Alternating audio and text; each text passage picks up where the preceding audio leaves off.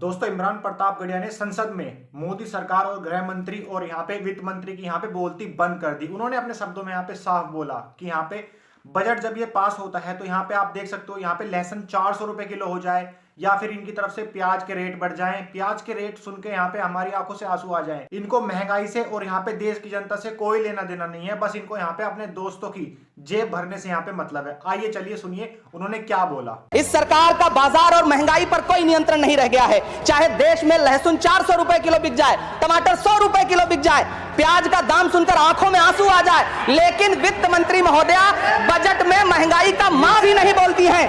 18 अगस्त 2015 आरा का बिहार का ऐतिहासिक मैदान, सजा हुआ मंच, हजारों की भीड़ और सामने खड़े हुए देश के प्रधानमंत्री का भाषण। बिहार के भाइयों बहनों, आज मैं बिहार के लिए पैकेज की घोषणा कर रहा हूं। 50,000 करोड़ कर दूं कि ज्यादा कर दूं? 60,000 करोड़ कर दूं कि ज्यादा कर दूं? 70,000 करोड़ कर दूं कि ज्यादा कर दूं? 80,000 करोड़ कर दूं कि ज्यादा कर दूं? चलो, मैं बिहार को 1.25 लाख करोड़ का पैकेज दे रहा हूं। 10 साल हो गए सभापति महोदय, वही ढाक के 3 पात। बिहार आज भी विकास की बाट जोड़ रहा है। भाषण आज भी प्रधानमंत्री जी के यूट्यूब चैनल पर सुना जा सकता है। तो दोस्तों, आपने सुना इमरान प्रतापगढ़िया ने क्या बोला। मोदी सरकार अपने सिर्फ यहाँ पे खोखले भाषण देती है जो कि यहाँ पे कभी भी पूरे नहीं होते। जमीनी हकीकत यहाँ पे बिल्कुल अलग है। अपने भाषणों में ये बड़ी बड़ी बातें कर देते हैं कि यहाँ पे हम 150 करोड़, 250 करोड़, 1.5 लाख करोड़ यहाँ पे हम यहाँ पे बिहार को देंगे या इस राज्य को देंगे, ठीक है। पर यहाँ पे कोई भी यहाँ पे किसी भी राज्य को एक भी रुपया नहीं दिया जाता, ठीक है। बस यहाँ पे अपने इलेक्शन जीतने के लिए, यहाँ पे वोट पाने के लिए अपनी बातों को यहाँ पे रख देते हैं। उसके बाद यहाँ पे कोई भी यहाँ पे अपनी बात की वैल्यू नहीं होती। आप उसकी बात से क्या सहमत करते हो? इमरान प्रतापगढ़िया की बात से आप लोग सहमत करते हो या नहीं? मुझे यहाँ पे कमेंट करके जरूर बताना। क्या उनकी बात आपको सही लगी? क्या मोदी बिल्कुल यहाँ पे झूठ बोलते हैं? क्या मोदी सरकार एक झूठी सरकार है? आप अपनी राय कमेंट में जरूर लिखना। दोस्तों, भरी संसद में रेखा बिरला ने मोदी सरकार पर सीधा हमले बोलते हुए कहा कि एक चाय वाला देश का प्रधानमंत्री बन जाता है और अब बोलता है कि ये वोटर आईडी बंद कर देनी चाहिए, वोटर आईडी बैन कर देनी चाहिए, इसकी कोई वैल्यू नहीं है। चलिए सुनिए क्या बोला उन्होंने। हमारे देश के माननीय प्रधानमंत्री अपने माता पिता का जन्म प्रमाण पत्र दिखा पाएंगे क्या? हमारे देश के माननीय गृह मंत्री अपने माँ बाप का जन्म प्रमाण पत्र दिखा पाएंगे क्या? इस देश के माननीय राष्ट्रपति अपने माँ बाप का जन्म प्रमाण पत्र दिखा पाएंगे क्या? आरएसएस प्रमुख मोहन भागवत अपने माँ बाप का प्रमाण पत्र दिखा पाएंगे या माननीय अध्यक्ष महोदय आप स्वयं अपने माँ बाप का प्रमाण पत्र दिखा पाएंगे? अगर ये संभव नहीं है, आप मेरी तरफ उंगली ना करें, मेरी तरफ उंगली ना करें। सारे प्रिविलेज का मामला है। पहले उन्होंने मेरी तरफ उंगली करी क्यों? अपनी बात कैसे रही? प्रधानमंत्री, गृह मंत्री अपने माँ बाप का बर्थ सर्टिफिकेट नहीं दिखा सकते, क्या उन्हें डिटेंशन सेंटर भेजा जाएगा? अगर वो लोग डिटेंशन सेंटर नहीं जाएंगे तो इस देश का आम गरीब मजलूब परिवार का सदस्य क्यों डिटेंशन सेंटर जाएगा? ये सवाल आज इस लोकतंत्र के मंदिर में मैं आपके माध्यम से केंद्र सरकार से पूछना चाहती हूँ। आपने सुना, उन्होंने भरी संसद में यही बोला कि क्या मोदी अपनी माता पिता का जन्म प्रमाण पत्र दिखा पाएंगे या गृह मंत्री अपनी माता पिता का जन्म प्रमाण पत्र दिखा पाएंगे? जब वे अपनी माता पिता का जन्म प्रमाण पत्र नहीं दिखा सकते तो ये आम आदमी से कैसे बोल सकते हैं कि उनको डिटेंशन सेंटर जाना पड़ेगा या अपनी जांच करानी पड़ेगी या इस देश के वे नहीं है जो यहाँ पे 80 साल से रह रहे हैं, उनको यहाँ पे जन्म प्रमाण पत्र उनका यहाँ पे रद्द कर दिया गया। किसके पास जन्म प्रमाण पत्र मिल जाएगा अपने माता पिता का? ठीक है, क्या मोदी जी दिखा सकते हैं? क्या आप इस बात से सहमत हो? अपनी राय कमेंट में जरूर बताना। क्या यहाँ पे रेखा बिरला ने बिल्कुल सही बात बोली कि मोदी जी अपनी बातों में दूसरों का जन्म प्रमाण पत्र देखने की बात करते हैं पर खुद यहाँ पे अपना जन्म प्रमाण पत्र, अपनी माता का जन्म प्रमाण पत्र यहाँ पे दिखा नहीं सकते? अपनी राय कमेंट में जरूर बताना। तो दोस्तों, इमरान प्रतापगढ़िया ने संसद में मोदी सरकार और गृह मंत्री अमित शाह को यहाँ पे बिल्कुल भरी संसद में यहाँ पे घेर लिया। उन्होंने बोला ये सरकार जिंदा रहते हुए टैक्स वसूल करने वाली ये सरकार मरने के बाद भी टैक्स वसूल करना नहीं छोड़ती। यहाँ पे मरने के बाद भी लकड़ी, कफन, चादर सब पे यहाँ पे जीएसटी यहाँ पे लिया जाता है। ये सरकार अपने आप को हिंदू सरकार बताती है, ठीक है। माखन पर भी टैक्स लेती है, मतलब हर एक अलग अलग चीजों पे टैक्स लेती है, ठीक है। आइए चलिए उन्होंने क्या कहा सुनिए। खुद को धार्मिक कहने वाली सरकार भगवान श्री कृष्ण के प्रिय खाद्य पदार्थों दही और मक्खन तक पर जीएसटी लगाती है और बात करती है मध्यम वर्ग की हिमायती होने की। जिंदा रहते हुए जनता से हर चीज पर टैक्स वसूलने वाली यह सरकार कम से कम मरने पर तो लोगों को बख्श देती, लेकिन नहीं, वहां भी लूटना है। अंतिम संस्कार के सामान अगरबत्ती, धूप बत्ती, केवड़ा जल, चंदन पाउडर, जौ, बताशा, काला तिल, पंचरत्न, कपूर और कफन तक पर टैक्स लेने वाली यह सरकार किस मुंह से खुद को मध्यम वर्ग का हितैषी बताती है? एक आदमी रोटी बेलता है, एक आदमी रोटी खाता है, एक तीसरा आदमी भी है जो न रोटी बेलता है न रोटी खाता है, वो सिर्फ रोटी से खेलता है। वो तीसरा आदमी कौन है? मेरे देश की संसद मौन है। तो दोस्तों, आपने सुना इमरान प्रतापगढ़ ने क्या बोला। ये सरकार बनने के बाद भी टैक्स वसूल करती है। क्या ये सरकार हिंदू सरकार हो सकती है, या ये अपने आप को हिंदू या जय श्री राम का नारा लगाते हुए देश का एक भक्त बोलते हैं, पर ये देश को लूटने का काम कर रहे हैं? आपकी राय क्या है, कमेंट में जरूर बताना। क्या आप इमरान प्रतापगढ़ की बात से बिल्कुल सहमति करते हो, या फिर आपको उनकी बात सही लगी या गलत लगी? कमेंट में जरूर बताना। भारत का 2026-27 बजट, अर्थव्यवस्था और बाजार पर बड़ा प्रभाव।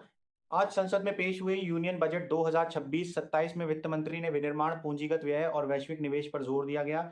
बजट में उच्च उधारी और टैक्स में अप्रत्याशित बदलाव ने निवेशकों को निराश किया। इसके परिणामस्वरूप विदेशी मुद्रा और सरकारी बॉन्ड दबाव में रहे और स्थानीय शेयर बाजार में गिरावट देखी गई। 10 साल के सरकारी बॉन्ड की यील्ड बढ़कर मार्च 2025 के बाद उच्च स्तर तक पहुंच गई। सरकार ने वित्तीय वर्ष 2026-27 के लिए 4.3% जीडीपी का राजकोषीय घाटा लक्ष्य रखा है।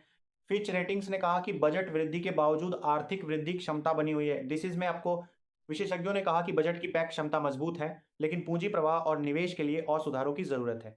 विपक्षी दलों ने कहा कि बजट आम जनता के लिए पर्याप्त राहत नहीं देता। सरकार के अनुसार पूंजीगत व्यय 12.2 लाख करोड़ रुपए तक बढ़ जाएगा, जिससे औद्योगिक विकास को समर्थन मिलेगा। रुपए के आगे आरबीआई की सक्रिय भूमिका, फॉरेक्स बाजार अपडेट। बजट के निवेशकों को निराश करने के बाद भारतीय रुपया दबाव में आया और डॉलर के मुकाबले करीब 92 के स्तर तक पहुंचा। बजट के निवेशकों को निराश करने के बाद भारतीय रुपया दबाव में आया और डॉलर के मुकाबले करीब 92 के स्तर तक पहुंचा। आज रिजर्व बैंक ऑफ इंडिया ने मुद्रा को स्थिर करने के लिए बाजार हस्तक्षेप किया, जिससे रुपए को थोड़ी मजबूती मिली। आरबीआई ने कुछ डॉलर को बेचा और रुपए को समर्थन देने के लिए कदम उठाए। विदेशी निवेशकों के बाहर निकलने से बाजार में अस्थिरता बनी हुई है। ये साल की आखिर पर विदेशी मुद्रा भंडार रिकॉर्ड ऊंचाई पर पहुंच गया है, जो आरबीआई के स्वैप और सोने की बढ़ती कीमतों से सहायता मिल रही है। निवेशकों का कहना है कि आगे आने वाले आर्थिक आंकड़े और आरबीआई की नीतियां आगे रुपए की दिशा तय करेंगी। शेयर बाजार रविवार को अलग से बजट प्रभाव से एक गिरावट का सामना कर चुका है। अर्थशास्त्री कहते हैं कि मुद्रा और पूंजी बाजारों पर दबाव जारी रहने की संभावना है। उसके बाद शान में भारत 19 ने पाकिस्तान को 58 रनों से हराया, सेमीफाइनल में प्रवेश। आईसीसी अंडर 19 क्रिकेट विश्व कप 2026 के सुपर 6 मैच में भारत ने पाकिस्तान को 58 रनों से हराया। भारत ने पहले बल्लेबाजी में 252 रन बनाए, जिसमें कनिष्क चौहान और टीम के अन्य खिलाड़ियों का योगदान रहा।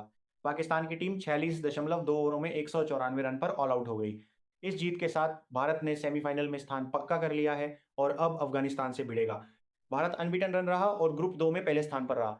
यह युवा खिलाड़ियों का शानदार प्रदर्शन माना जा रहा है, खासकर बॉलिंग और मैनेजमेंट। भारतीय कप्तान और खिलाड़ियों ने टीम के संतुलित प्रदर्शन पर गर्व जताया, जैसे प्रदर्शन की पाकिस्तान की टीम विश्व कप से बाहर हो गई है। 4. उत्तर भारत में मौसम अपडेट। कोहरे और हिमालय में बर्फबारी का अलर्ट। आज दिल्ली समेत उत्तर भारत में मोटी धुंध और कोहरा छाया हुआ है, जिससे विजिबिलिटी कम हुई। आईएमडी की भविष्यवाणी के अनुसार यह धुंध 5 फरवरी तक जारी रहने की संभावना है। पश्चिमी विक्षोभ के कारण हिमालय क्षेत्रों में हल्की से मध्यम बर्फबारी और वर्षा की चेतावनी है। पंजाब, हरियाणा, चंडीगढ़ और उत्तर प्रदेश के कुछ हिस्सों में घना कोहरा बन सकता है। तो पंजाब, इससे सड़क और रेल यातायात प्रभावित हो सकता है, खासकर सुबह शाम के समय। पश्चिमी हिमालय भागों में तापमान गिर सकता है और पहाड़ों में बर्फबारी बढ़ सकती है। तो आर्तर के दिल्ली का आकी एयर क्वालिटी इंडेक्स मध्यम स्तर पर दर्ज किया गया है, लेकिन लोगों से निकटता से ड्राइविंग और सफर में सावधानी रखने की सलाह दी गई है।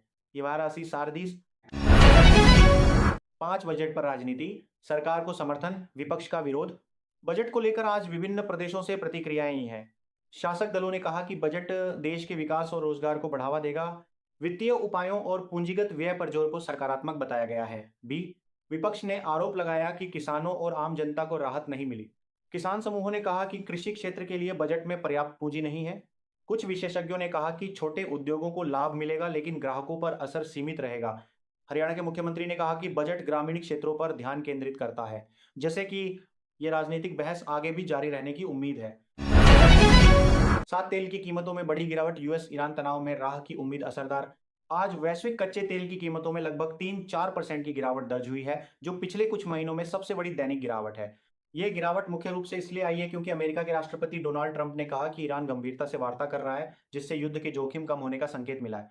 ब्रेंट क्रूड लगभग 66-67 प्रति बैरल और WTI लगभग 62-63 प्रति बैरल पर ट्रेड कर रहा है। तो जब आपसे परचेज के बारे मेंदर से बारे मीटर्स के बारे मीटर से बारे मीटर्स के बारे मीटर्स के बारे मीटर्स के बारे मीटर्स के बारे मीटर्स के बारे मीटर्स के बारे मीटर्स के बारे मीटर्स के बारे मीटर्स के बारे मीटर्स के बारे मीटर्स के बारे मीटर्स के बारे मीटर्स के बारे मीटर्स के बारे मीटर्स के बारे मीटर्स के बारे मीटर्स के बारे मीटर्स के बारे तेल बाजार में पहले हाल ही में तनाव के चलते कीमतें 6 महीने के उच्च स्तर तक पहुंच चुकी थीं, लेकिन अब इन तनावों में कुछ शांति के संकेत देखे जा रहे हैं। लेकिन अब इन तनावों में कुछ ओपेक प्लस ने मार्च के लिए तेल उत्पादन स्थिर रखने का निर्णय लिया, जिससे आपूर्ति पक्ष पर कोई बड़ा बदलाव नहीं हुआ।